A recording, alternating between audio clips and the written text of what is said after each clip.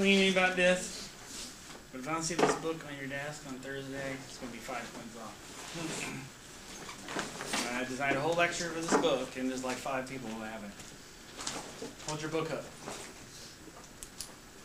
1, 2, 3, 4, 5, 6. All right, very good. Just make sure, please. I know you have a test due, and I know you probably got a lot of things going on, but please, just make sure you read it. Especially if you don't have your book, take down notes seriously. I mean, everybody should anyway, but.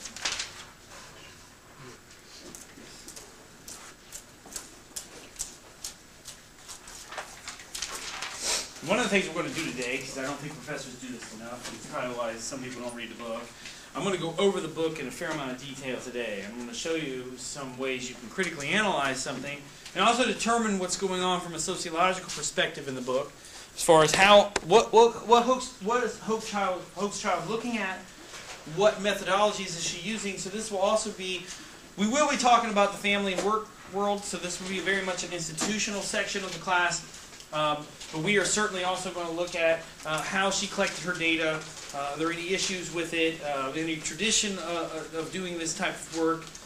What are the things maybe she made mistakes at? What things could she have done better? If you were doing this study, what would you do? So we're going to get to all of that today.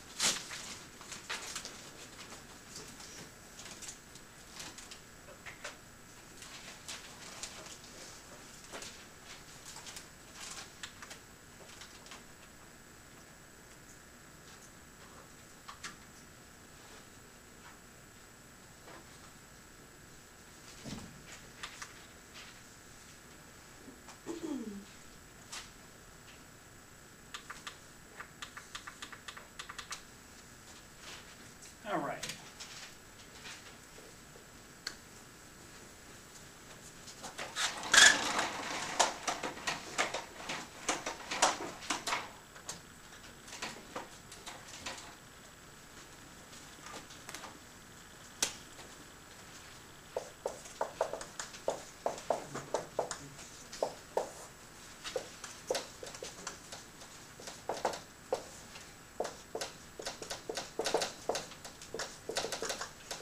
Way you can, I mean, it's not the only way, and there are multiple aspects to each one of these. One way you can break down what is going on in Hochschild's book is to look at what methods does she use, what's her focus, what are her findings, and certainly one of the areas of focus, and before we get to the Hochschild book, we need to establish some certain elements of the way Americans behave. Now, we've talked in the past about class in America. We've also looked at poverty in America. We looked at how economic institutions behave. We looked at who runs the country, you know, in the sense of the power elite and the conflict theorists. And we've talked about how potentially this impacts people's livelihoods and their personal behavior. And one of the aspects in American culture that gets a fair amount of attention, and certainly one of the subjects of Hochschild's book, is this concept of workaholism and the conflict between. So one of the areas that she's focused on, in general, is conflict between institutions,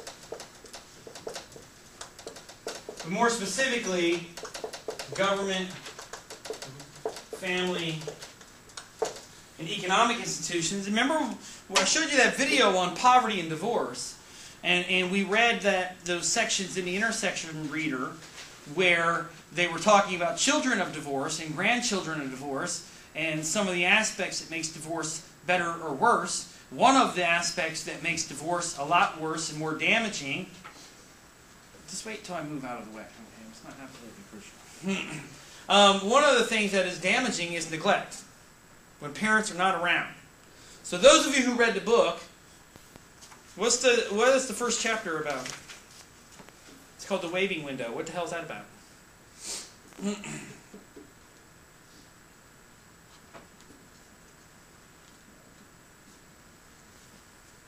See, this is why you need to read the book. What's The Waving Window about? This is not a hard question. And if you were a part of a corporation, and corporations do this, most of you would be fired.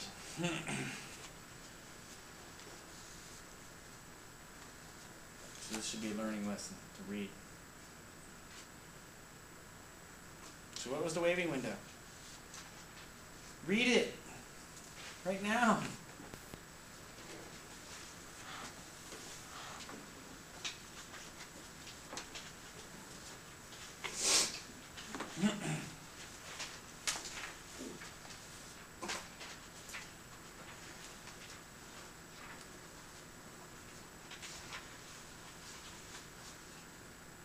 I hope you know teachers are trained to create uncomfortable silence. So you're not bothering me. Eventually the silence is going to become so loud that one of you won't answer. What's the waving window?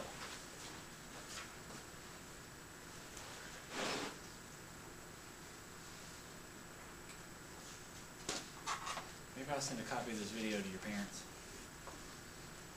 And I'll put it under the title, is this what you paid for? What's the waving window?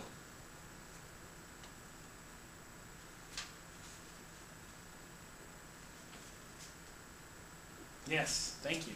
It's about parents not spending time with their kids and sending them to like daycare. So what's the point of the waving window? What's it represent in this case? Workaholics. Partly, but what's the impact on the children? They may have like grow up with psychological problems or something. Or at least a sense that their parents aren't paying any attention. And many of them, the kids, when they're at the waving window, their parents don't even turn around. And like I said, I will read into this, especially since most of you didn't read, so I'm going to help you out. I'm going to read a fair amount out of this chapter. And then we're going to highlight some of this stuff. And we're going to talk about what impression is Hochschild trying to make, why is she using things like anecdotal evidence when most sociologists don't respect that, what statistics does she use to back up and guide her study. So, but before we get to that, I think we need to really at least explore this issue of workaholism in the United States. Germany, for example, which produces as much, if not more, and frankly does not have a $15 trillion deficit or debt, although I think they made a monumental mistake getting tied into this Greek bailout crap. Because I can tell you right now, Germans don't like Southern Europeans in the first place. And they certainly, I doubt the German people, let me put it this way, if you're an American citizen, do you want to pay Mexico's national debt? Then why do you think Germany would want to do this garbage? And I'll tell you what, the old Germany would have just sent tanks in. They wouldn't have put up with this for 5 minutes. It would have been a blitzkrieg and it would have been over. And I'm not suggesting they should do that, but even with Germany tied into Greece, which is, if you would have went back to 1932 and told Hitler that, he'd be like, yeah, you're right. Anyway, or anybody, you would have told him that. But regardless, the point is here, Germans work about 34 to 35 hours a week. They take 4 to 6 weeks of vacation every single year. Their productivity is as good as the United States, if not more. Their work per hour is higher than ours. Their country is, per capita income is as high, if not higher. Their standard of living is probably higher. You saw the upward mobility. Where are you most likely to move upwardly in the social class stratus? In Europe or in the United States? Yeah. Which is funny because they don't have this version of the American dream. And Europeans think we're insane. And you'll see throughout the book, one of the women who just gets sick of this culture, because this is an organizational culture of workaholism here. She's like, wait a minute, you're trying to say to me that if it takes me 2 hours to mow the lawn and it takes you 3 hours to mow the lawn, you're a better worker than me? And that's what Germans say to Americans. They're like, look, it takes us 16 hours to make a car. It takes you 20. You're trying to tell me that's better? And not only that, are German cars pretty high quality? Yeah. For the most part. Although I do see a lot of Mercedes on the side of the road. You never know whether or not somebody just driving like a lunatic and like busting the tire or something like that. Or an accident.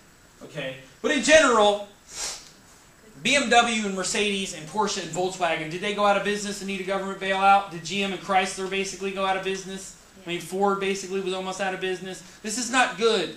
And part of the reason why, does anybody know why? Can anybody connect it to? You know what the funny thing is that workers in America get simultaneously accused of being workaholics and being lazy at the same time. How could that be possible? All they do is work when they go home, and then as soon as when they come home, they do absolutely nothing. That could be one instance. What about if you say, well, people spend a lot of time at work, but they're lazy? How's that possible? Like being lazy at work, or just like... Yeah, like how would that, let me put it another way. When you pay people by the hour, is there an incentive to work hard? No, there's an incentive to slow it down. Yeah. And I'm going to show you, believe it, those who here likes The Office. We're going to show some episodes of The Office. This is sort of they're making fun of this reality. There's one where they switch jobs, where they send the warehouse people upstairs and the upstairs people downstairs. And Stanley's saying to Ryan's like, all right, if we get a system going, I can pass the box to you. He was like trying to get a conveyor belt to like get it go quicker.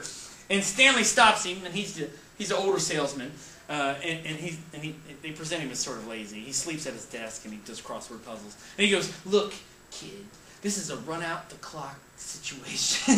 He's like, we're going to do the minimum amount of work in the largest amount of time. And with the UAW, let's take the auto industry for example. The UAW got fat off of its contracts, off of its pension plans. They had lavish vacation plans. They had lavish sick day, allowances. And since the union contract was for like 10 to 15 years, in that 10 to 15 year period, the UAW didn't need to increase its productivity. So when they met their monthly quota, everybody many times would just take days off, or they would come in and basically just stand around and do nothing and collect hours. It reminds me of construction workers. I mean, some of them work very, very hard, but how many times, especially for the city or the state, how many times have you gone past a construction site where they were blocking the road, thanks a lot? Don't block the southern state, please, in the middle of the day, right? And there's another thing. Do this in the middle of the night. Don't do it in the day. And they're doing this. I have never seen anybody pick up a shovel. Yet. I've never seen this. I don't know how this work is done. How many people here drive down 347 at some point down St. James or 112 or anybody? Nobody's been down 347 down there? They have been working. What? Have you been down there? Wait, what's 347? 347, it comes off, the northern state turns into 347 when you get to Smithtown, Happo. Yeah. They have been working on this stretch of road, a little bit past the DMV. It's past Happo. It's actually St. James or something, or something like that. They have been working on this road for, I'm not kidding you, 6 years. And they have gotten absolutely, it looks worse now than it did before. And I really feel for, there's this house right in the middle of their construction zone. It's got this orange plastic crap. And the people seem very upset. So one of the things they did, they stuck stuffed animals in the plastic fence to sort of say, hey, this is our property. But I can't imagine those people can be too happy because it's the house. It's right in the middle of the construction zone. And there's all this noise, dust, there's all this. I don't even know what they're doing. I don't even think if you asked them what they were doing, they would know either. It reminds me of like government projects where they just like, well, we're just in here, banging the dents out of this tank, and it's like, well, what's the tank for? We don't know. Like a big fuel tank or something. It's like, we don't know what we're doing. And the Defense Department's even worse at this. You want to talk about an organization that wastes money. Okay, I mean, they'll tell you, okay, M1 Abrams tank costs $60 million to make when it really costs $30 million to make. And then they put that money in their pocket or they give it as overtime and stuff like that. When they were building the Trans-Alaska Pipeline in the 1970s, they would accidentally double order supplies, and in order to avoid sending them back and getting in trouble, they would just bury them in the ground. And they would just sit around and do nothing all day long. Trying to say, like, oh, well, this machine's broken. Sometimes they break machines on purpose so they didn't have to do any work. On the other side of the ledger, or similarly related even though this seems opposite realities, are people who are workaholics. Now this story was reprinted on the Huffington Post on December 6, 2008. And it's entitled, "Americans Are Crazy Workaholics. It's Time We Brought More Balance to Our Lives." And one of the debates again here for Hochschild is the battle between particularly these two groups, right? Or you say corporations or business or whatever, right? That one of, like, look, you have very little unless you're in the military or work for the government, you have very little contact with the government. Think about it. The DMV, police officer on the street, that's who you come in contact. You have virtually no contact with the government. You send your taxes in. Think about it.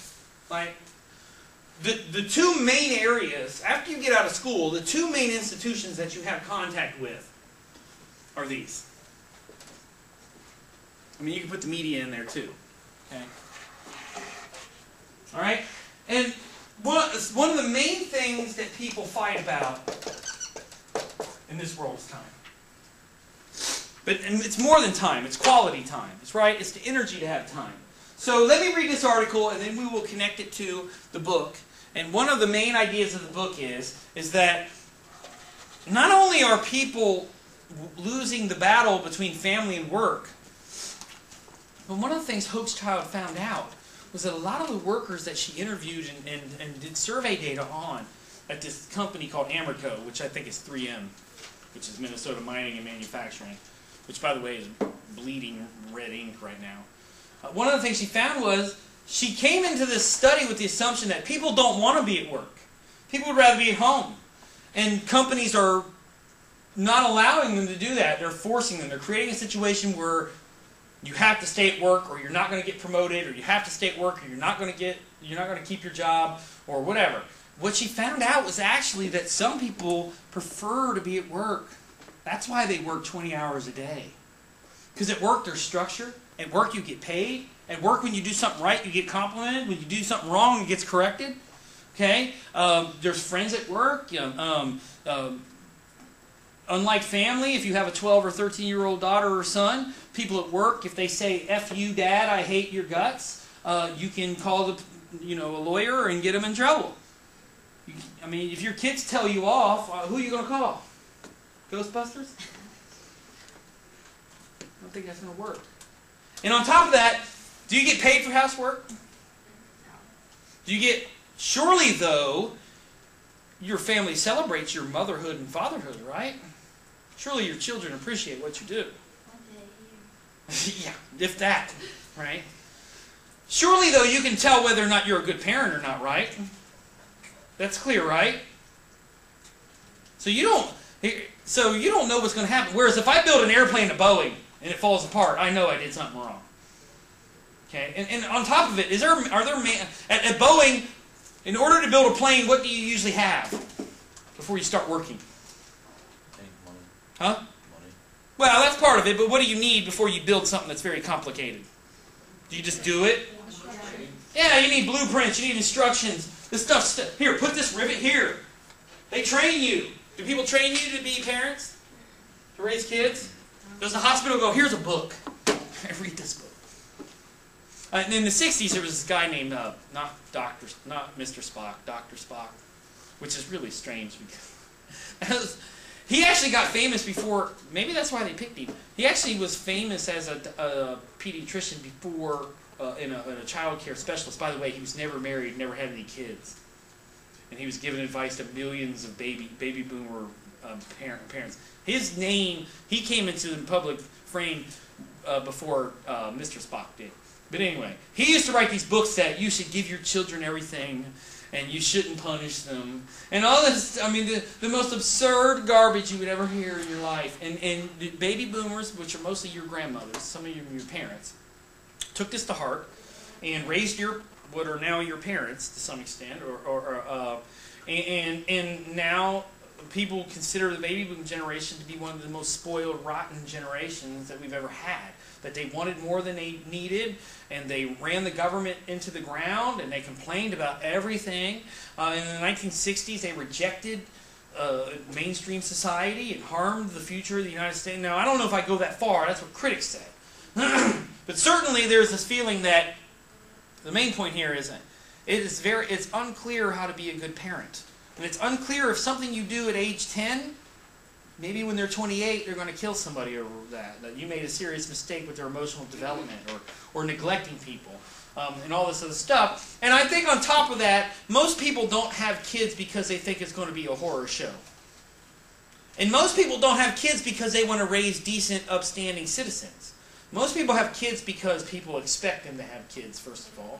2, it's an expression of your own ego. So for a lot of people, there's an arrogance and a narcissism to having children. That, oh, I'm going to have a little me. Right? Or they're projecting their life onto their children's life. Like, well, I never got to be a professional baseball player, so I'm going to make sure Billy here plays baseball. Right? And I love it. But I know this is a little bit of a sidebar. This speaks how weird parenting has got. At a lot of T-ball games, not only do they not have a winner and loser, they don't even keep score. Have you seen this? Anybody seen this? Isn't it weird? Now, I understand why they don't want that, but I don't want to live in a society where people are afraid to win or lose. And I'll tell you right now, most athletes will tell you this. You learn more from losing than you're ever going to learn from winning. You know, who was the team that? Go ask the Detroit Lions what they learned when they went 0-16. I assure you, it was a lot more than they learned this year. And obviously, Ndamukong Suh didn't learn it when you stomp on somebody, you get suspended. So I guess that escaped his intelligence. But the point is here, the family is a less controlled environment on a lot of levels. There's less resources for parents to have. And on top of that, at work, you get 8 hours to figure stuff out, right? How much time you get at work or at home with your kids? Let me put it another way. Do parents get long stretches of time where they're able to study their child's behavior and get the advice of a child psychologist and stuff like that? Do parents usually talk to each other? Do they meet up at a community parents meeting and talk about their differing parenting styles and go, well, this worked for Billy, but this didn't work for Angela or something? Do they do that kind of stuff? So parents are sort of out there on their own, aren't they? Whereas at work, they've got all this support mechanism. And again, if someone says, F you, I hate you, you ruined my life, you're going to get fired. Not the person, but the person who said that to you. They're going to get fired. You can't act in inappropriate ways or you're not supposed to at work, right? And again, work gets over at what time roughly? Even for workaholics? 5. When you go home, some people bring home work. Some of them bring home work because they want to avoid their kids. So when you go home, do you ever stop being a parent? Is that ever turn on? It's like being the president, isn't it? The president is the president at 2 o'clock in the morning. Okay, if Israel attacks Syria, they're going to wake him up. It reminds me of a story I heard of Hitler. When the Allies invaded Normandy, he was taking a nap, so they didn't wake him up. It's probably a good thing. I mean, when you think about these mistakes, everybody sits there and goes, man, the Nazis wouldn't have made that. I'm glad they made these stupid mistakes. Go ahead and invade the Soviet Union, jackass. Do it just like Napoleon, okay? You're going to come back with your tail between your legs just like Napoleon, too. Anyway, so again, here's this article. No life, no family, and can devote literally 19 to 20 hours a day of work. Sounds familiar? That's our future Homeland Security chief talking. And one of the ideas here, does the government and politicians talk about supporting the family? Do they talk about family values and stuff? These other things are important. A lot of them do. The government tries to say they support families. Okay. Certainly there is this. Do you think? Actually, it talks about this in the beginning. I'll read this here. Listen to this. This is the company view of family. And do some companies say we're family friendly and if you come here, we'll help you out, and if you have kids, it's no big deal. Here's one of the things as well, and we're talking about this as well. In this country, this was the only advanced industrial country that offered no medical or family leave at all up until 1994, when Bill Clinton signed the Family Medical Leave Act. Companies were so adverse to giving, like if you had a baby, you're not taking any time off on my time. And when you come back, you're probably not going to have a job. And this was the subject of a lot of sexual harassment suits, okay, and gender discrimination. In the sense that companies out in public say they support family, but this is what they really want. Listen to this.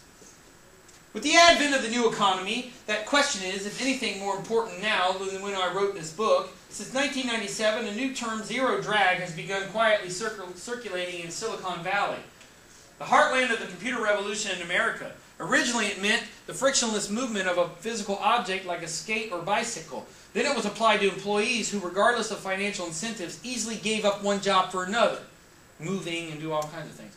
More recently, it has come to mean unattached or unobligated. A .com employee might comment approvingly of an employee, he's zero drag, meaning that he's available to take on extra assignments, respond to emergency calls, or relocate anytime. According to Poe Bronson, a researcher of Silicon Valley culture, zero drag is optimal. For a while, new applicants would jokingly be asked about their drag coefficient. Since the job was a full hour's commute from San Francisco, an apartment in the city was a full unit of drag. A spouse, drag coefficient of 1. Kids, a half point per. And obviously, whoever made up this little point system doesn't know what kids really are. I put a drag factor of 4 on each children. Are you kidding me? Especially a newborn. A newborn is 10. You ever been around a newborn? They can't even hold their heads up. They got like a soft spot on their skull and stuff too. Like, they cannot do anything for themselves. They have no discernible sleep pattern. They have no discernible eating pattern. Sometimes they eat stuff, other times they puke everything up on you. And changing diapers, oh, that's fun, isn't it? Yeah. I hope that hopefully through this book, that I'm educating you on what it's like to be a parent. This is not an easy thing to do. And for a lot of people, it is. I have no problem with people saying there's a lot of meaning to their life about this. And that this is the way they view their life, and maybe they also want a job and a career. I would say that I'm telling you that that's becoming increasingly less possible to have a full-time job and a full-time family. To have a career. You can go work at McDonald's for 40 hours a week, but again, you're not going to be making any money. But if you want to be a lawyer, and you want 3 kids, I'm not sure how possible that is anymore. I'm not sure if that's ever possible. And we have these myths of like the super mom and the super dad. Okay? You look at really famous, powerful, workaholic people. Their kids usually don't turn out very well. Charlie Sheen's dad was a, very active actor. And he did a lot of work. And Charlie Sheen, I remember reading a story about him, said that when he was 13 years old, he used to skip school every day and go to the video arcade and smoke pot. And look where he is now. Look at his parenting skills. Is he a good parent? He's horrendous. He beat the hell out of his wife. And Denise Richards looked like that. I mean, I guess it would impact you. But she looks like she certainly had, her personality has been altered by her being around Charlie Sheen. I saw an interview with her. She was so meek and quiet. She didn't used to be that way. Okay? She seemed very upset with Charlie. She didn't even want to talk about it. Really. She's like, I don't really want to comment about this kind of stuff. So, anyway. But going on here, so we can wonder why a child only gets a half point. What assumptions underlie this calculation? Imagining the perfect zero drag worker, we might envision a young, single, childless male wanting to make good in a first or second job. Maybe his sister takes his mother to the doctor, and his mother, when she's well, looks after his grandparents. Or perhaps the term calls to mind a 40-year-old man married to a homemaker who assumes full responsibility for their young children and elderly parents. But of course, a far wider range of people are coming to work these days. 45% of them are women. These are older statistics, but it's from 2004. And the majority of women workers are mothers. Today, 74% of mothers with children 6 to 17, 59% with children 6 and under, and 55% with children 1 and under are in paid work, about half of them full-time. In a period where employers are short of workers, but more generally as well, they are looking to staff the economic show with women as much as men. So, in the end, who gets hurt? The workplace or the family over this? I would say, how many people here think also the workplace also gets hurt from this? Right? I mean, again, the problem is that there probably is a solution out there. Like one idea, and we'll talk about this, but this is worth mentioning, would be to integrate elements of the family in the workplace. Provide daycare at work. That way on lunch hour you go down there and see your kid. Right? And you hopefully would be able to monitor what's going on in general. And maybe it would be provided for at a discounted rate. Right now, corporations aren't even required to give you paid leave off. So if you want to take 6 months off for maternity or paternity leave, it's on your dollar. So if you work at McDonald's, can you afford to take 6 months off? This reminds me of, you know what they used to do when slaves were pregnant in the South? They used to make them work until the time they gave birth. And then after they gave birth, it was like 2 or 3 days to get the hell back out there. And as soon as this kid's old enough to walk, get him out there too. Okay? We're going to teach him how to pick cotton. I mean, that's kind of sickness. That's what's going on in corporations to some extent. That I know most of you probably haven't had kids, but just imagine what happens to your body during pregnancy, during the birth, and then afterwards. You think you feel good enough to go standing around working 60 hours a week after that? And do you think that that's good for the United States in general? To have people all stressed out and tore up and not being able to have their bodies repair themselves when they go back to work? And what's behind it for the corporations? What's driving them to behave like this? Truly, they got a good reason, right? Why do they do this to people? Why do they want zero-drag employees? What's behind it? There's one thing behind it, and it's the only thing behind it. It's the only thing behind a lot of things people do. Yeah, more specifically, profit. And they'll say to their employees, and you'll see throughout the book, oh, we'd like to give you paternity leave or maternity leave, but you know what? These Chinese companies are really, they're tearing up our profit margin. We need you here, right? And we cannot spare you for 6 months. That's what they'll say. Okay. Or in Germany, they force you to take vacation if you don't. Okay. Anyway, so going back to the article, I was asked on CBS early show about Ed Rendell's off-mic assessment that Janet Napolitano is a perfect choice for Homeland Security Secretary because she has no life, no family, and can devote literally 19 to 20 hours a day to the job. Did I think his comment was sexist? I didn't, but I do think it is emblematic of a pervasive misperception in America. The idea that to be a success you have to drive yourself into the ground, and that making work the be-all and end-all of your life is a good thing. Remember, these are from the same politicians and the same government and the same corporations that say, we love children, we love family.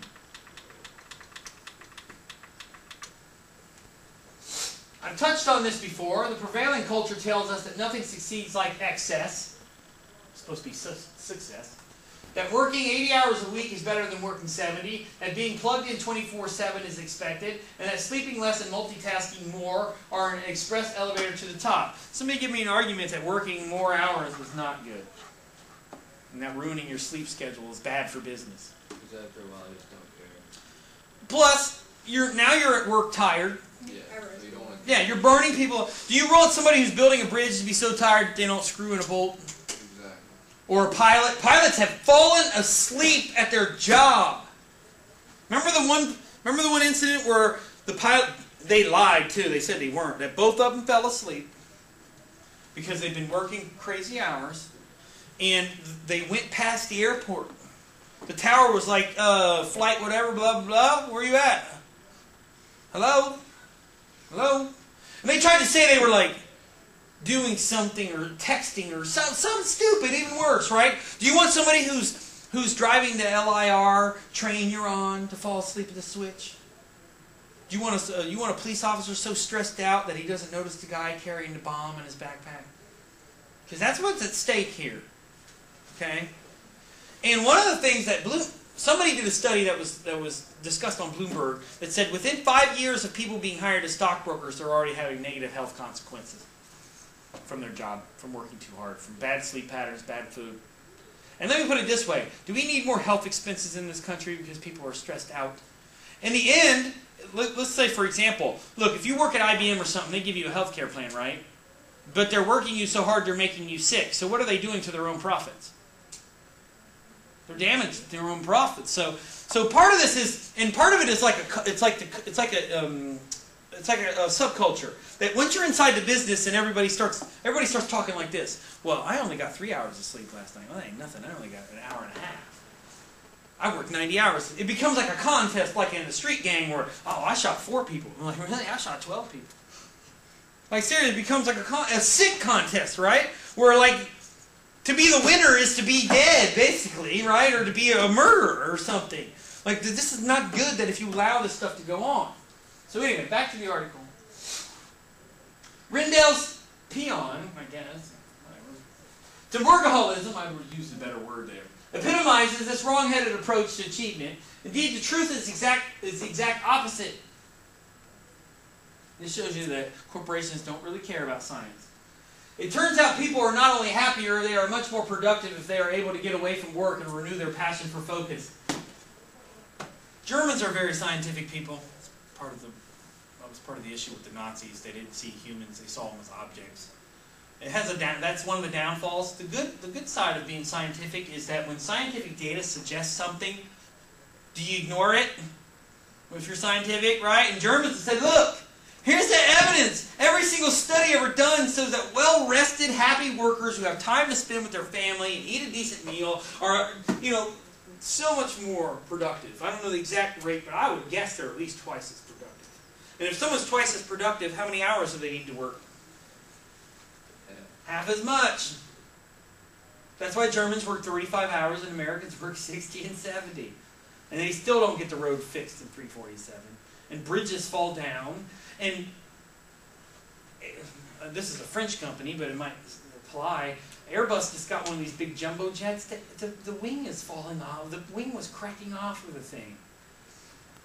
I assure you that the people who made these Humvees that went to Iraq were probably stressed out. I mean, to the point where there's no body armor. I mean, there's no real armor on these things. The ridiculousness of mistakes that are made when people are overworked. Okay, and in general, here's the other thing as well. Is it good to have a society full of stressed people? What's the public atmosphere like when people are stressed and upset? Is it nice to go out to the movies when people are jerks and yelling at people? Is it fun to be on the road when people are stressed out? What's it like at rush hour? I've been threatened less in foreign countries. Okay, I've had people tell me that people pull guns out on them. There's a lot of crazy crap that goes on. And when you have a society that has a high level of stress, you usually have a society that has a high level of violence in it. Stress causes things like abuse. Stress causes things like suicide, murder, assault, drug addiction, alcoholism. These are very serious problems, aren't they? Heart issues, cancer. These things have all been connected to stress. Stress is a very serious, it probably does not get near enough attention, does it? You never hear the government talk about, you know what, we want to reduce people's stress level. They never say that, do they? Maybe, there's my campaign slogan. Vote for me, I'll reduce your stress. They probably lampoon me, like, what's he going to do, burn scented candles and give you a oil massage? Anyway. Everybody meditate. Anyway. The alternate approach is what has led Americans being awash in heart disease, high blood pressure, and other stress-related ailments. In truth, Napolitano is a voracious reader, devouring one fiction and one non-fiction book at a time. I'm not sure what the hell that's supposed to be. And an avid tennis player, she plays twice a week, and her staff knows not to schedule anything during her tennis time. But I just bet she's still on the phone. She's probably got the Bluetooth on while she's hitting the ball. She also loves going to the movies and the opera, and is probably writing notes about her work while she's at the opera. Hikes and river rafts, and describing climbing Mount Kilimanjaro as one of the most memorable experiences of my life. I find it strange that people want to climb mountains that people die on, like Mount Everest in Denali. Mount Everest kills like 20 people a year or something like that. And what do you get up there, you spend all this energy, you almost die, and you get up to the top, you look around, and take a few pictures, and then you have to drag your ass all the way back down the hill. I think I'll just take some pictures of it. And then be like, here, take some pictures when you're at the top, and I'll just sit down here at the bottom. But I'm sure she wanted to do that. Mount Kilimanjaro is actually a volcano, too. So. But that's not the message that the go-getting Americans think they need to hype in their bios and CVs. What would their hard-charging bosses think? After his comments became public, Rendell apologized to anyone who may have been offended, and in his defense, said that he, too, has no life. I don't think you're really making the situation better by saying this stuff. And I would say to Rendell, we knew you didn't have a life anyway. So anyway. And this is supposed to make us feel better about him rather than motivating us to enlist him in Workaholics Anonymous. And this is the guy who used to be the former governor of Pennsylvania, Ed Rendell. To be governor and to do your job well, said Rendell, you can't have a life. So if that's the case, let's just go with his assumption right here. So if that's the case, then are Obama's children getting any real attention from him? How about any politician with kids? Or any kind of corporate executive? Are you starting to see why Paris Hilton is the way she is? How much parental contact do you think she had? Virtually nothing? Do you think Madonna sits around with her kids all day? Or she go get and then, I gotta, like, Madonna's one of these people that eventually, when she calls Madison Square Garden up to book her concert, they're gonna be like, no, I don't think so. Okay. We can't sell enough tickets to fill the floor seats. Alright? Who here would go see Madonna? Nobody wants to admit it.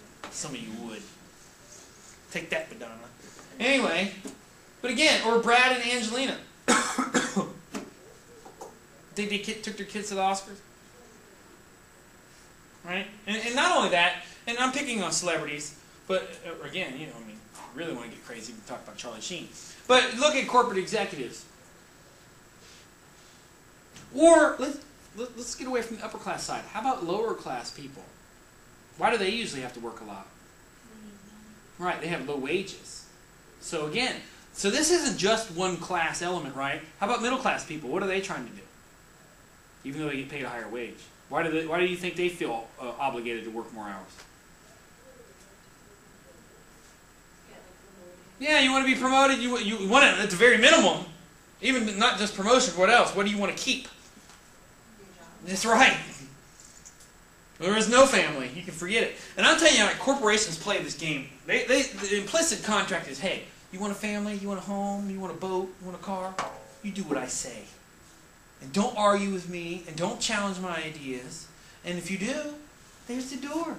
There's 500 more people just as qualified as you are. And when the unemployment rate is high, this stuff gets worse. Because when there's a lot of people desperate for jobs, corporations can lower wages, they can increase the number of hours, they can increase the number of duties you have. Anyway.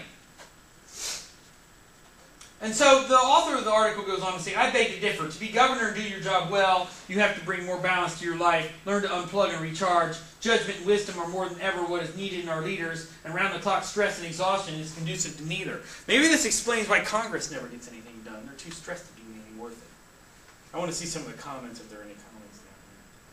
I don't think there were. That kind of sucks.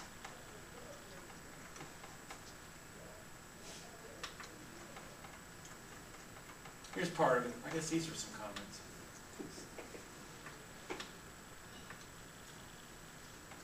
Look at what somebody wrote here. Can someone send this to my upper management of my company? Here's a slave thing. Too many hours under stressful circumstances is not good for the individual. My place of business constantly encourages to take time off. So here's somebody different. I've been saying this for a year and everybody looks at me like I'm crazy. I must be lazy. See how this impacts people's perception of who they are? Less work, more money. My husband's a computer DBA. Not sure what that means. Here we go. The French get 3 to 4 weeks off a year in the summer. May I add paid? Southern Italians go home, close offices, and shop. I would say about France, Spain, and Italy, what's their economies like right now? Greece takes a lot of vacation time off too. How's that going? That's why Germany, to a lot of people, is like one of the it's an exception to the rule. French people are somewhat lazy, and their economy is terrible because of it. Again, but on some level, some people suggest certain aspects of their standard of living are higher. Anyway, and then somebody put up an advertisement in here. All right, now.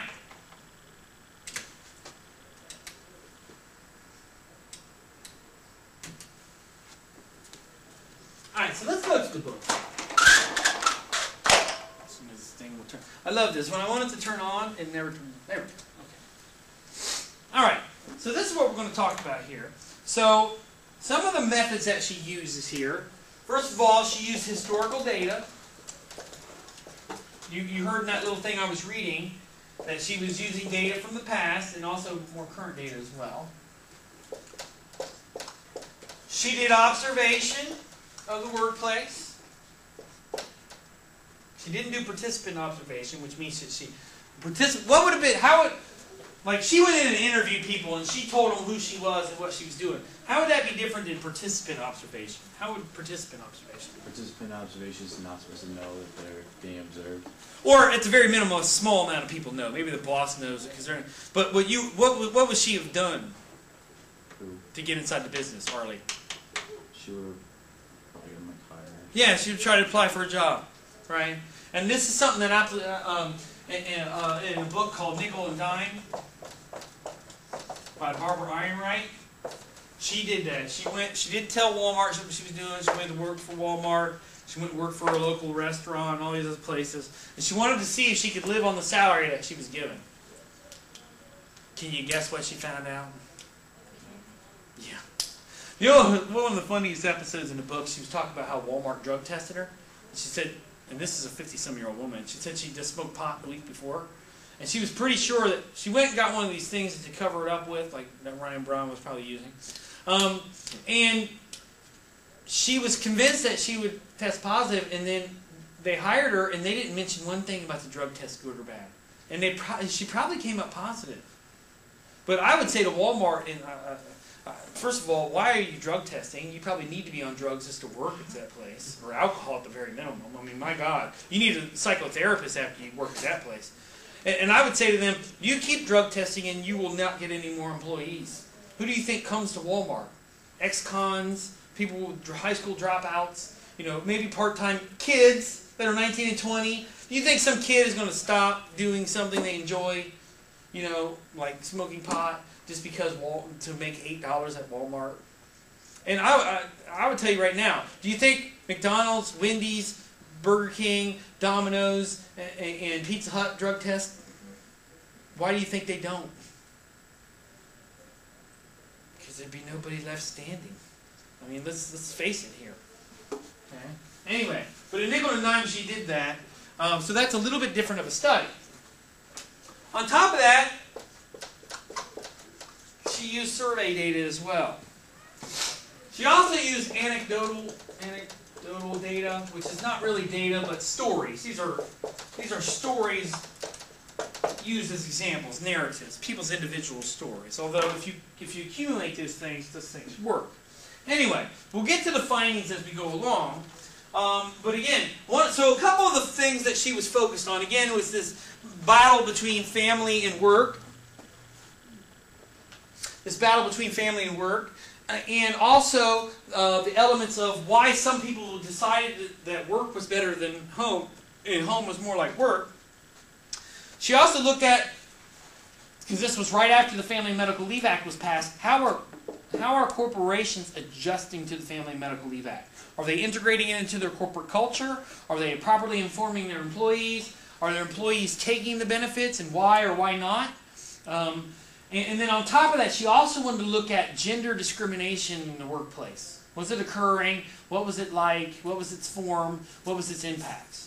Okay, so those are some of the things. So hopefully I've whet your interest enough for you guys to come and read this. So let's go to the front of the books. You have your book.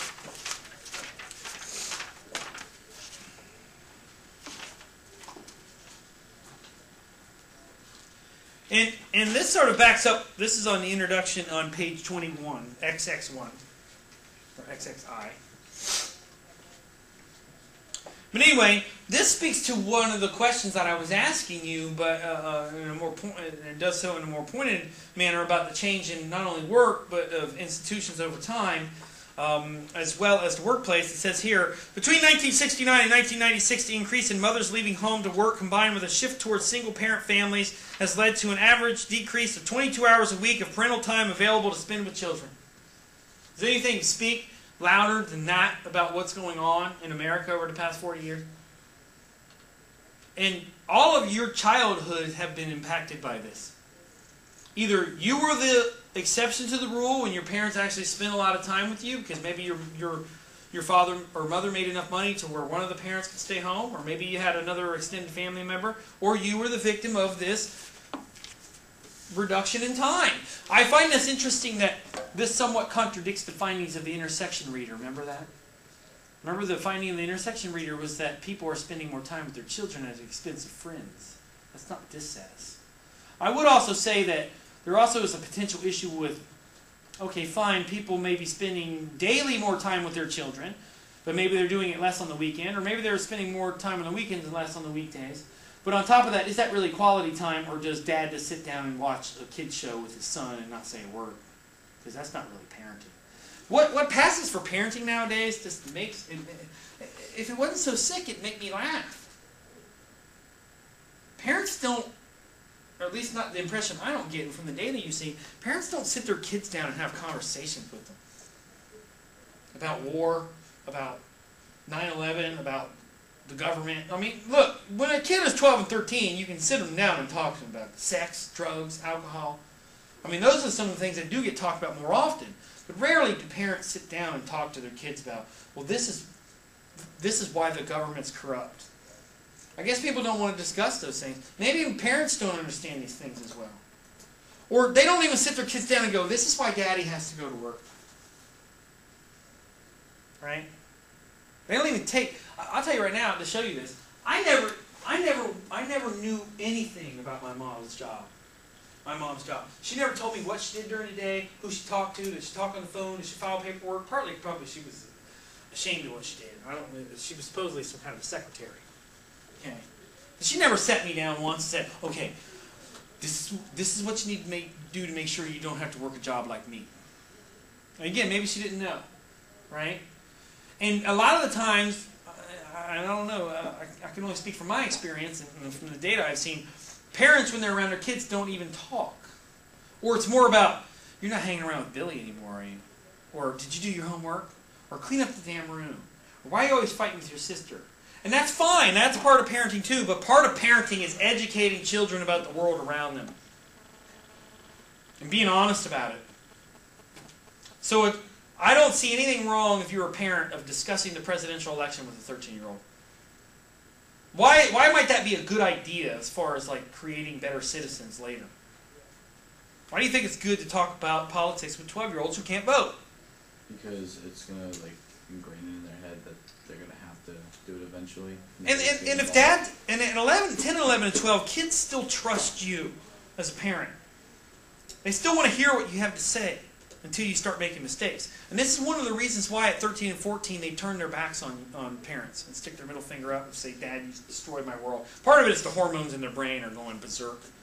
And if you think I'm joking about that, ask any psychologist or psychiatrist and watch, there's a Frontline documentary called Inside the Teenage Brain.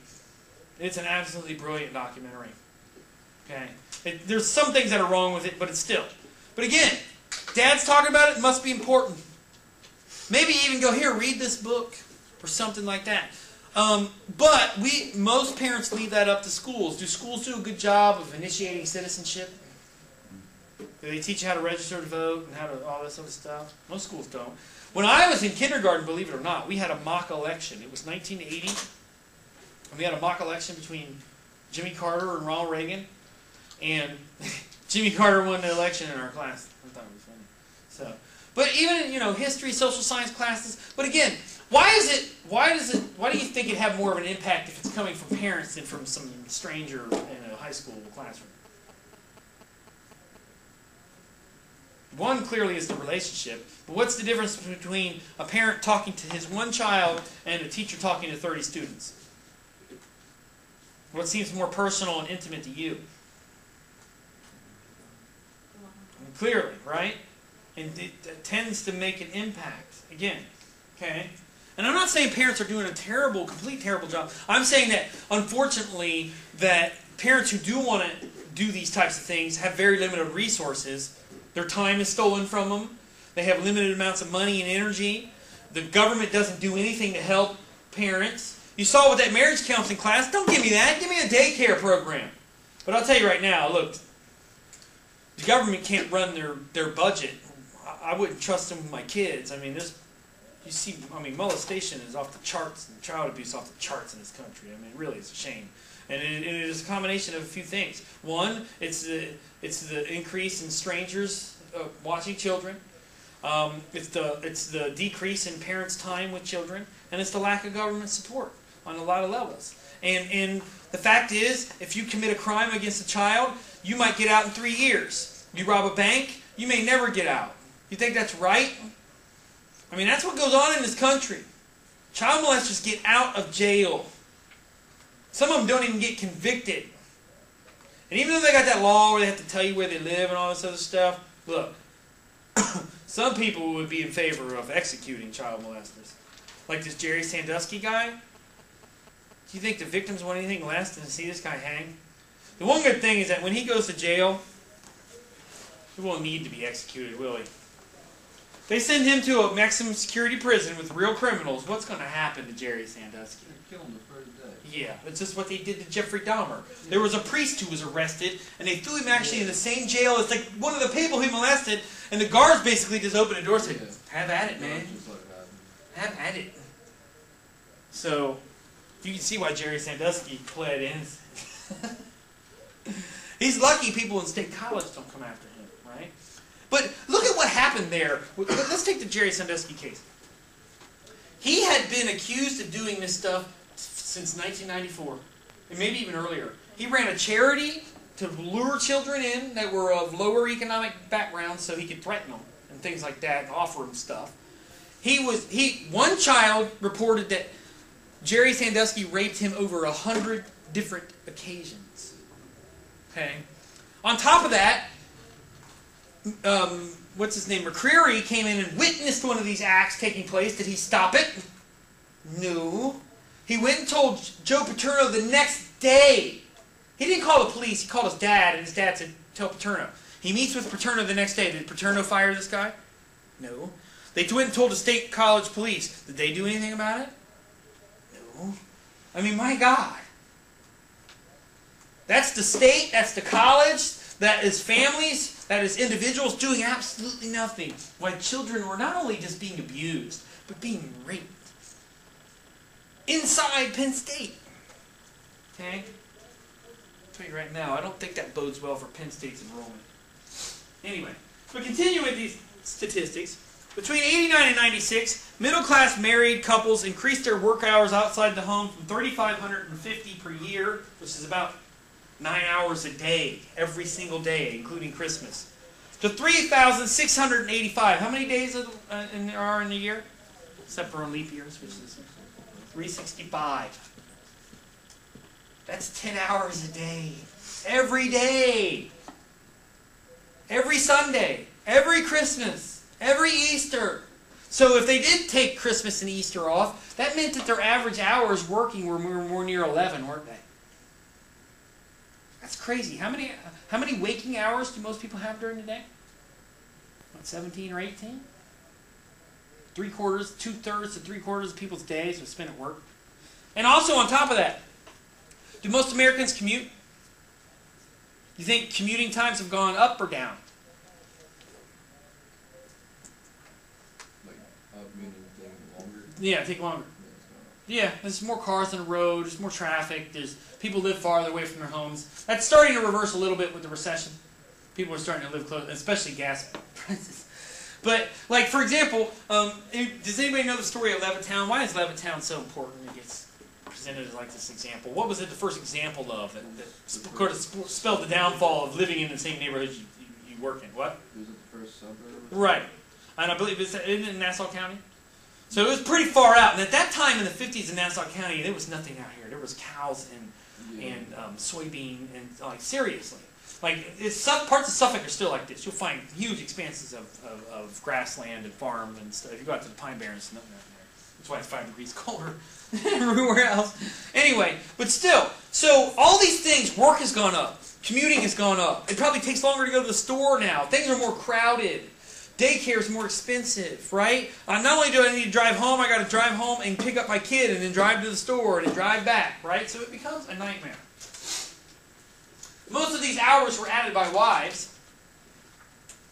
Women are now as likely as men to be part of 8% of workers who are on the books as holding down 2 jobs. My study of Amoco revealed 2 different kinds of time binds. Senior managers and professionals generally said they devoted long hours to work because they loved their jobs. Assembly line workers, on the other hand, said they worked double shifts because they needed the money. So different reasons, same effect. right? And don't you think the managers are pressuring the people at the bottom too? And if you're a factory worker, are you afraid to lose your job every single day? You think the professionals are too, to some extent, right? They've got bosses too. Their bosses are the shareholders. And their pressure is to keep the profit up. And then therefore they have to pressure their employees. Say, work, work, work. That's why they make blue jeans in China now. They can just beat people there. At Amerco, these two versions of the time bind tended to converge. The strong work culture the company created to attract and retain highly skilled workers also influenced unskilled workers, though to a lesser extent. But the increasing bifurcation between rich and poor in our society may well mean greater separation between the two groups in the future, with professionals working in pleasant, high autonomy, high perk office parks in the United States, and the Cibola employees working in more confined, tightly controlled factories here or abroad, most likely abroad. And then she goes on to talk about some of the things that she did. Let's go to the waving window.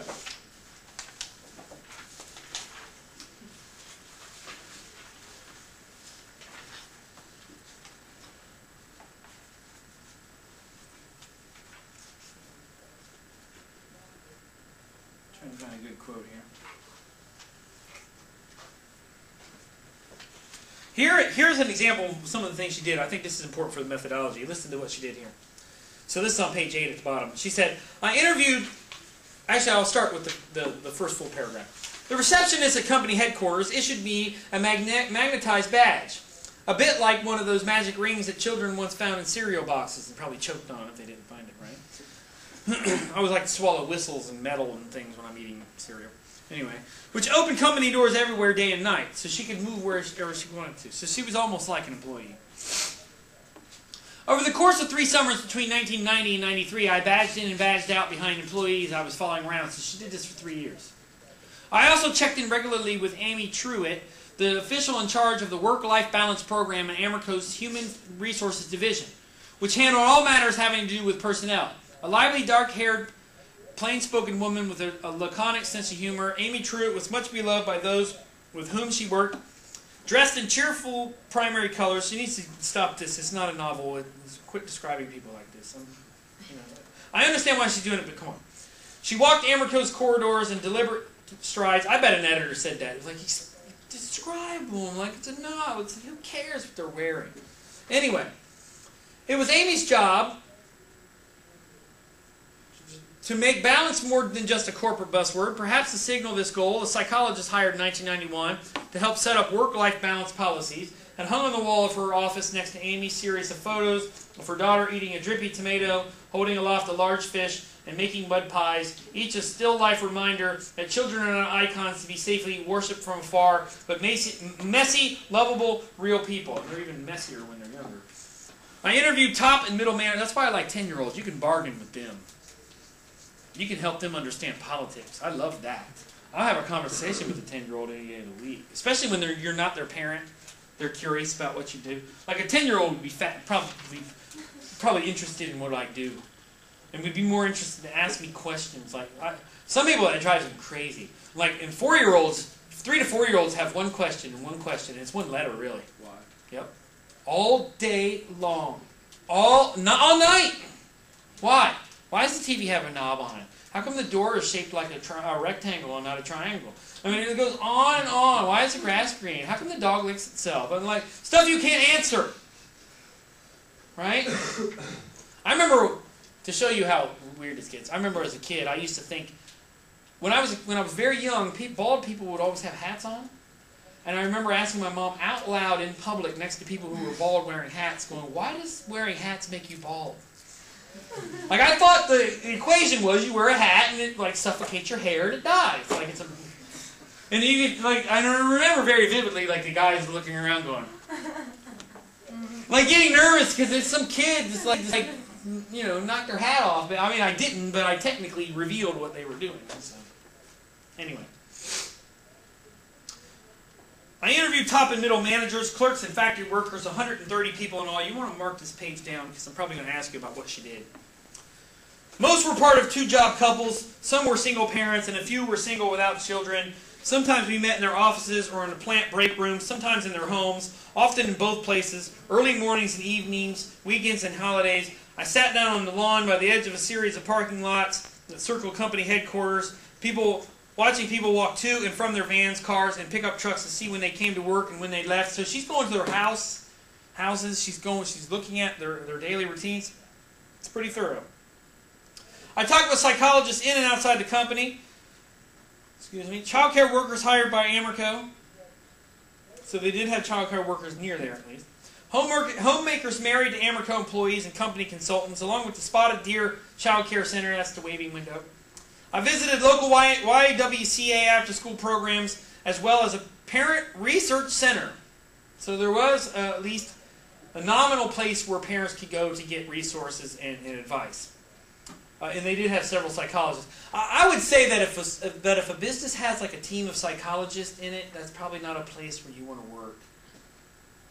I remember at McDonald's when I worked there, in the break room there was a little, and they didn't offer you health care. There's this little standy thing, it was about this big, it was a little cardboard thing, and it said, "Are you having suicidal thoughts?" Call the McDonald's hot. I'm like, the only reason why I'm having suicidal thoughts is because I get paid $5 an hour, okay? Or it's because of this stupid job, or whatever. Thank God it wasn't my career. So, some people, that's their career. I attended company sessions of the Women's Quality Improvement Team and the Work-Family Progress Committee. Always when you want to shut people up about something, you just say, well, we're going to have a blue ribbon committee investigate. It's like the national debt. Remember that? They said, we're going to have this committee of non-congressional people, and they're going to have recommendations. And as soon as they came back to recommendations, the president was like, "Meh, I'm not interested in that." There's your the blue panel commission. A team in Amerco's sales division allowed me to sit in on its meetings. To their surprise and mine, I also became the fifth wheel on a golfing expedition designed to build team spirit. That must have been weird. During several night shifts at an Amerco factory, tired workers patiently talked with me over coffee in the break room. One even took me to a local bar to meet her friends and relatives. The company gave me access to a series of its internal climate surveys of employee attitudes. And I combed through research reports on other companies, national opinion polls, and a burgeoning literature on work and family life. So not only stuff related, not only historical data related to the company, but she looked at data, sociological data, statistical data that examined what's been going on to the workforce in general, to give it what we call generalizability. That yes, what she's observing is this one company, but what she found out at this company can be applied to what? To examining what? What else? What else? What do you want to do if you're a scientist? If you're studying one specific thing, you want to be able to connect it to what? Huh?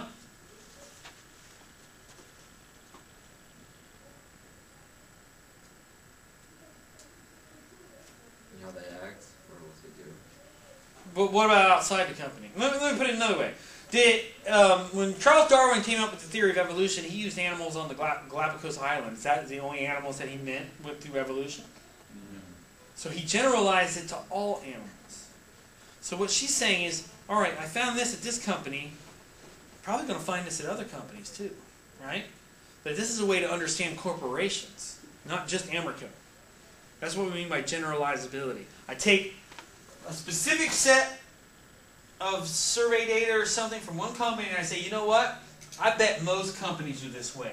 Now you got to go do the research, but it provides what Hochschild can do is go to a government agency or a not-for-profit research think tank and say, hey, this is what I found at Amerco. By the way, she made a lot of money off of this book right here.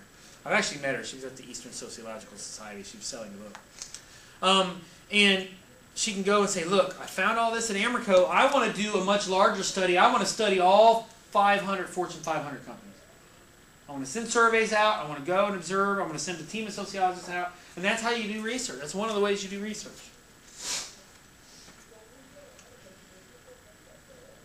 I also attended work-family conferences held in New York, San Francisco, Los Angeles, and Boston by the Conference Board, a respected organization that gathers and disseminates information of interest to the benefit of the business management community. 6 families, 4 2-parent families, and 2 single mother families allowed me to follow them on a typical work day from dawn until dusk and beyond. I found myself watching a small child creep into her mother's bed at dawn for an extra cuddle and snooze. One day I sat for over an hour on a green plastic turtle watching two giggly girls slither down a small water slide into a pool. Many times children approached me to locate a missing button on a shirt, or more hopelessly for me, to play Super Mario Brothers on the Nintendo. You can tell it was 1997. While a busy parent cooked dinner. It was thanks to this research project then that I had come to the Spotted Deer Child Care Center, where I was trying to adapt to the temporal rhythm of the 4-year-olds. The center had become part of my on-the-job research because on-the-job parents were increasingly turning to non-relatives to care for their children. Remember, that's what the intersection reader said. And for increasingly long periods of time. So here's the meat of what she found. For children like Tammy, Jared, and Tyler, hours in daycare can now be remarkably long, and as one national child care study showed, the younger the child, the more time he or she is likely to spend in daycare. Babies under 1 year of age were found to stay on average 42 hours a week. What do psychologists say about the necessity of infants spending time with their parents? What happens if they don't do that when they're very, very young? Is this fixable once they get older? That's like the most brutal. Not, yeah, this is damage. This is damage. This isn't like, I missed your Little League game because I was doing $1 million deal. Although that's damaging too. This is serious, serious damage. Children need to hear the mother's voice. They need to see your face. Like I said with Brangelina's kids, I doubt they even know really who their parents are completely. I mean, the younger ones at least. I mean, the older ones do. Supposedly one day, one of them, I think they're 8 or 9-year-olds, said, how come they were watching a movie, like a Disney movie about two people getting married, and one of them said, Mommy, how come you're not married to Daddy? That was reported supposedly by Angelina. She said that. She said, and then she said she found it hard to explain to her, I guess it was one of her sons. I don't know how many damn kids they have. They've got twins, and they've got a couple adopted kids, and whatever else. I hope she doesn't have one with Billy Bob. Anyway, but she had to sit there and explain why Brad and her were not married, and why it was okay, and all that stuff. So, anyway, the director of Amerco's Spotted Deer Child Care Center, a thoughtful woman of 44 and a mother of 2, observed, most of our Amerco parents work from 8 a.m. to 5 p.m. They bring their children in a half hour ahead of time, so at 7:30, and they pick them up a half hour after they leave work, so the kids are there for 9 hours.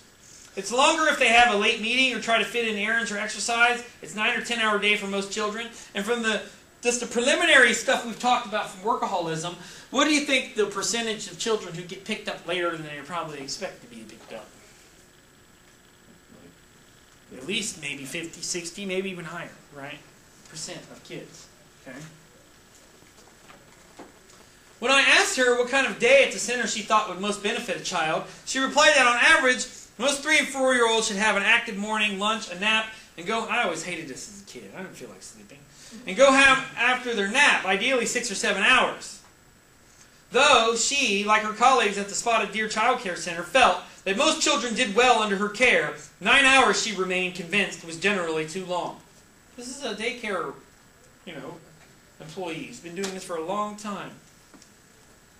In her book, When the Bow Breaks, The Cost of Neglecting Our Children, listen to this. This is an economist who did this. The economist Sylvia Hewlett links the time deficit caused by long parental workdays to a series of alarming trends in child development. Mark this page. Compared to the previous generation, Hewlett claims young people today are more likely to underperform at school, commit suicide, need psychiatric help, suffer a severe eating disorder, bear a child out of wedlock, take drugs, be the victim of violent crime. I'm surprised they didn't put alcohol. How can you not put alcohol on the list? I mean, my God. Have you? And kids also, when their parents are not around, they get influenced by stuff like that movie Project X. Have you seen the previews for this movie? And they're advertising it like this. It's super bad on crack. Do you think that only people above the age of 18 are going to see this movie? I mean, once it comes out on DVD, do you really think Blockbuster checked 12-year-olds' ID when they came in to buy Faces of Death or like some kind of horror movie? I mean, come on. And how many people here, I promise I won't tell the police, how many people here, you snuck in the movies or was able to get into an R-rated movie without your parents? before you read. Thank you.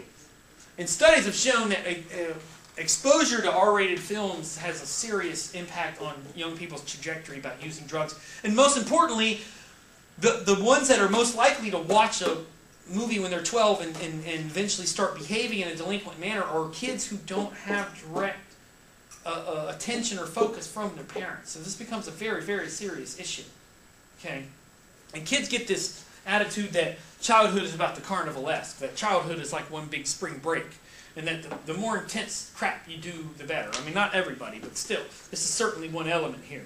Or studies that have shown the long hours at home alone increase the likelihood that a child will use alcohol or drugs. Oh, there they mentioned it. In truth, scholars don't know yet what, if anything, if any, the exact links are between these ominous trends and the lessening amounts of time parents spend with children. Some people blame the media for this, or just the general culture changing, that it's okay to behave this way, whereas in the 1950s, if you were dare to have sex out of wedlock, or have a baby out of wedlock, you were really in trouble. I mean, you were ostracized, you were kicked out of the community.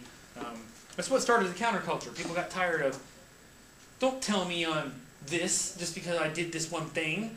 I mean, they were telling people that 50 society was so crazy that in the 1950s, if you got caught with one marijuana joint, they would throw you in jail for 30 years.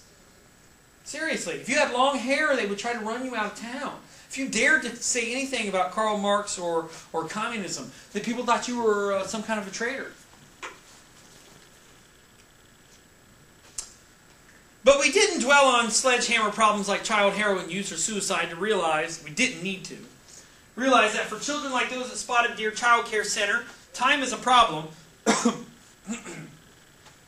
It's enough to observe that children say they want more time with their parents, and parents say they regret not spending more time with their children. We'll see if that's really the case for a lot of these employees. Some of them rather be at work. In a 1990 Los Angeles Times survey of 1,000 families, for instance, 57% of fathers and 55% of mothers reported feeling guilty that they spent too little time with their children. The next question should have been, well, what are you doing to solve the problem? What do you think would have been the answer for most parents? Nothing, yeah, exactly. Or very little, right? Well, I called their grandma. And there's the other thing as well.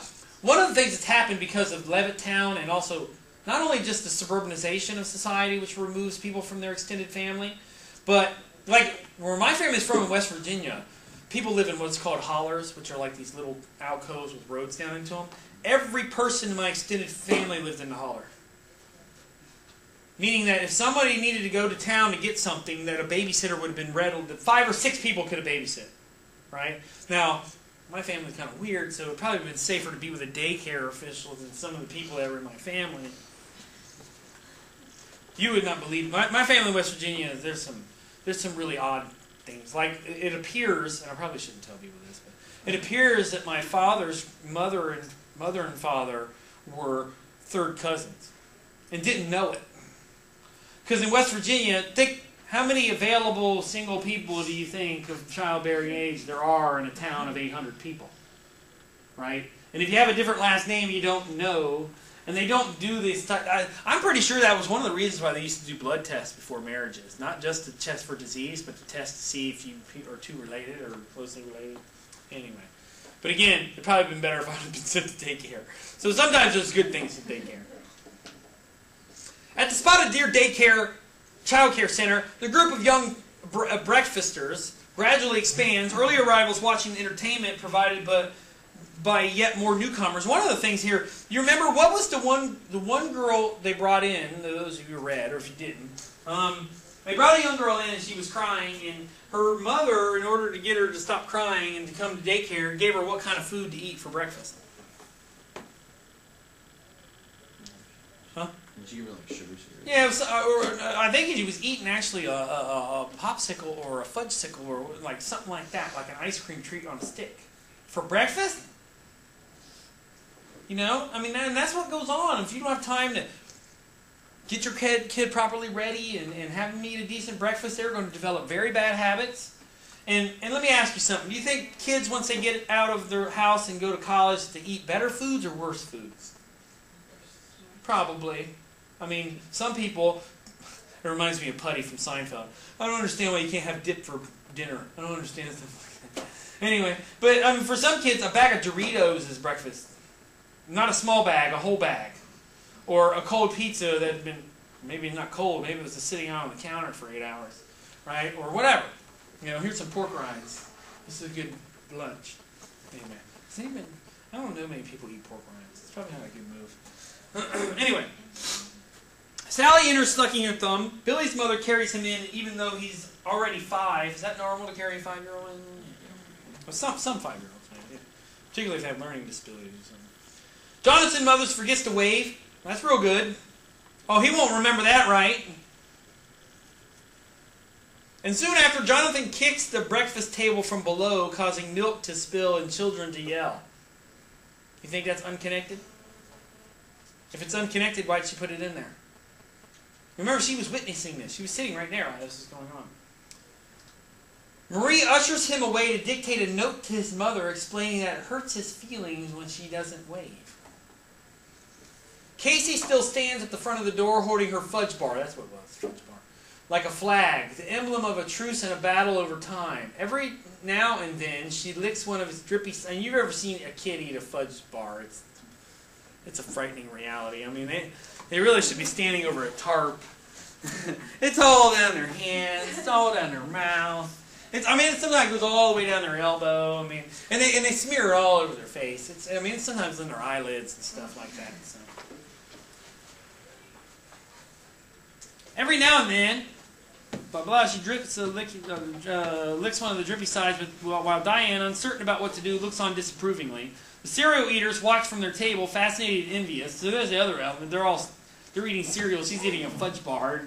And maybe not advertently doing this, but sort of teasing them by licking it real slow. Like if you've ever done, it's cruel to do to, like, have you ever seen a dog that'll sit there and you're like eating potato chips and you're like, you do that to a dog, eventually it'll just be like, oh, okay, you want to tease me? And when you go to leave the room, it'll jump up on the couch, eat the potato chips, and try to blame it on the cat. We know cats don't eat potato chips, really. Anyway, Gwen Bell turns to leave, waving goodbye to Cassie, car keys in hand. By our prior arrangement, I am her shadow for this day, and I follow her out the door into the world of Amrico. Arriving at her office always exactly at 7:50 a.m., Gwen finds on her desk a cup of coffee in her personal mug, milk, no sugar, exactly as she likes it, so she's got a wage slave to work for her. Prepared by a co-worker who has managed to get in ahead of her, but probably doesn't have kids. The remaining half of a birthday cake has been left on a table in the hall outside her office by a dieting co-worker who wants someone else to eat it before she does. Maybe they dropped it on the floor. Gwen prepares materials for her first meeting, having emailed messages to her other participants from home the previous night, which will inaugurate her official 8 a.m. to 5:45 workday. As she does so, she nibbles at a sliver of the cake, so she's not even, she gives, this is the one who gave the kid the fudge bar. Well, she proofreads a memo that must be Xeroxed and handed out at a second meeting scheduled for 9 a.m. As the assistant to the head of Public Relations Office, Gwen has to handle Amrico's responses to any press reports that may appear about the company. This time the impending media attention is positive, and her first meeting has been called to discuss how to make the most of it. As the members of the publicity team struggle into her office and exchange friendly greetings, she sighs she's ready. Gwen loves her job at Amrico, and she's very good at it. Whatever the daily pressure, she also feels remarkably at home there. I think I'll stop it there and we'll pick it up from there. Please, everybody, make sure to read. Turn your tests in. I'll grade them as quickly as I can. Hopefully I'll have them for you next Tuesday. We're going to put the grades up online again. So you'll have